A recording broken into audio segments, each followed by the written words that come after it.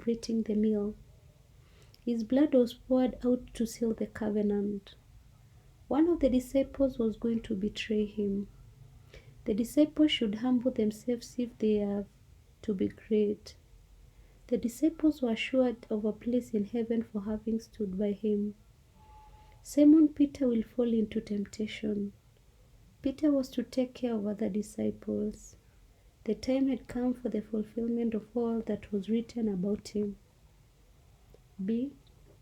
Give 6 reasons why Judas Iscariot betrayed Jesus. He could have been an informer of Jewish leaders.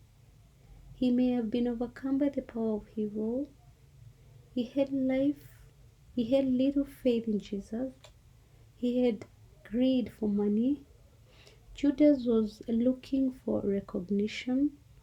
Basically, Judas was looking for fame.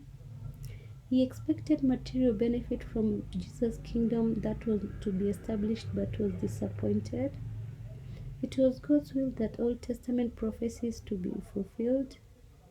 It was God's will that the Old Testament prophecies to be fulfilled. He expected Jesus to be a political Messiah to deliver them from the Roman oppression. C. Why should Christians take part in Lord's Supper? It's a reminder of the death and resurrection of Jesus Christ. It strengthens their faith in Christ. It is a sign of inner faith. It's a foretaste of the kingdom of God. The meal brings many Christians into fellowship. Christians are to partake it in the obedience to Christians' demands for his followers. It gives Christians an opportunity to ask for forgiveness of their sins. It gives Christians opportunity to thank God for salvation. It's a sign of the new covenant sealed by the blood of Jesus. Question 4a. How are gifts of the Holy Spirit misused in the church today? People demand payment for performing miracles. People claim to be under the influence of the Holy Spirit, but they are not. Those who have gifts of the Holy Spirit are proud. There is too much emphasis on speaking in tongues at the expense of other gifts. People misinterpret the Bible, claiming to be under the influence of the Holy Spirit. Individuals cause divisions in the church while claiming that the Holy Spirit has inspired them to start new churches. Sometimes the gifts are expressed in disorderly manner in the church. People use gifts to self-glorification. People speak in tongues without an interpreter, creating misunderstanding. People use gifts to instill fear. B. Identify 4 teachings of St. Paul on the similarities between church and husband and wife relationship. Members of the church learn to live together in harmony, just like the husband and wife. There is a chain of authority in marriage where the husband is the head of the family. In the same way, Christ is the head of the church. Just as Christ loved the church, husbands should love their wives. The union between a husband and wife is meant to last forever. So Christians are called upon to maintain steadfast faithfulness to Christ until eternity. Christians are called upon to submit to Christ just as wife submits to the husband. Just as the husband and wife become one flesh, so Christians are supposed to be united to Christ. Just as the Christ nourishes the church, husbands should care for their wives. C. Outline 6 activities that the church engages in to demonstrate their love for others in the society today.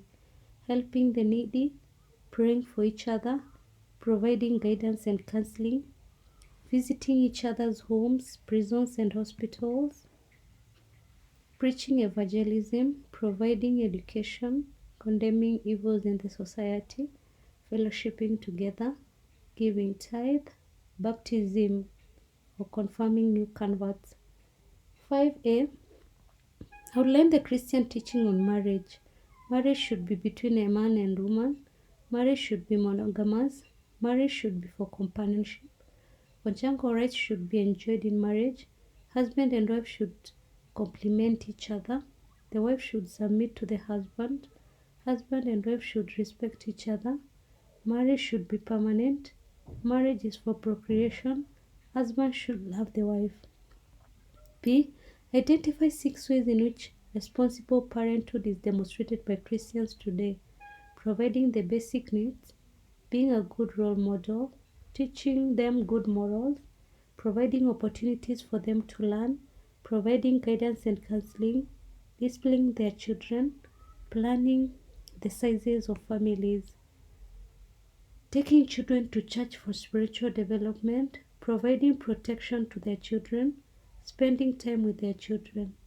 C. Give 6 ways in which the church is helping solve the problem of domestic violence in Kenya today, offering guidance and counseling to couples, praying for families, giving material assistance, condemning all forms of violence, settling disputes among couples, holding seminars for marriage couples, teaching the need for love, developing mass media programs on family relationship, teaching tolerance in marriage.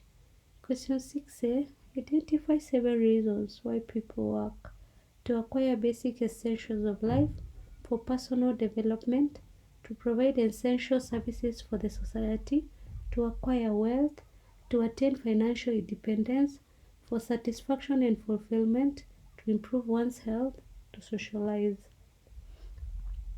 B. Give 7 factors that a Christian employer should consider to determine a just wage.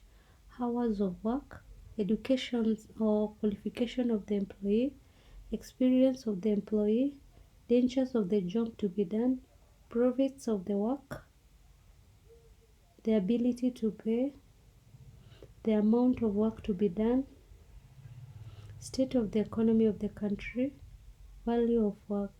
C. Write down consequences of denying the employees rest. Leads to exhaustion, can result in poor health, can result in go slows, poor working relationships, leads to family conflicts, leads to low morale, lack of time for spiritual nourishment, need to be supervised so as to work. Did you understand? Kindly let me know in the comment section. Also let me know what video I can look at tomorrow. Thanks a lot for subscribing and listening to me. God bless you.